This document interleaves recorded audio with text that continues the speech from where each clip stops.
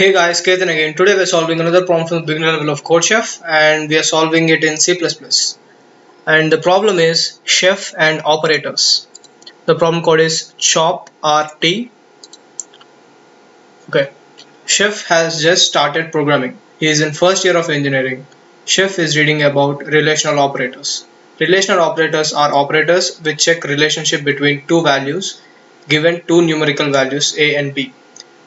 Given two numerical values a and b, you need to help chef in finding the relationship between them, that is first one is greater than second, or first one is less than second, or first one and second one are equal. Okay, so we have test cases and we are given two integers in each test case.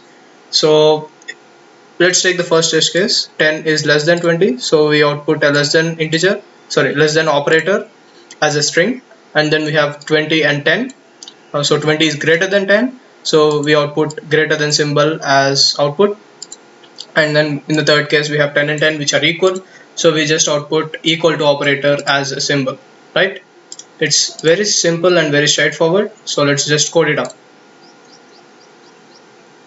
Okay, let's go to C++, and this code is just for taking test cases, and in each test case we have two integers, right?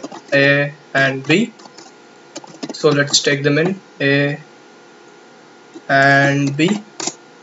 Now if A is greater than B, we output what is that? We output greater than, right? And else if A is equal to B, we output equal to, just one equal to, because that's how the output is expected in the problem. And else we just output less than symbol, right?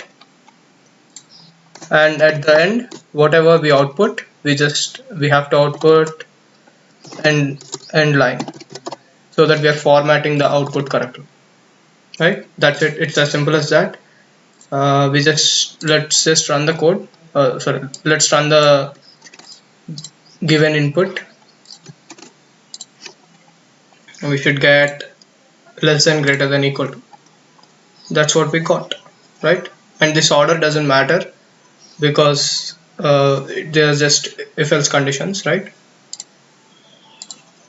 Okay, unless we know that one thing is going to happen more than other things, then it might be beneficial to order them in the right order. Like most frequent occurring thing should be here, but we don't know what will be the frequency of occurrences of these things, so it doesn't matter, right? We got the correct output. And let's talk about the time and space complexity. The time complexity is order of 1 because there are no loops and no recursive steps in this, so it's just three conditional checks, right? So it's order of 1, constant time. And then in the space complexity we have two variables.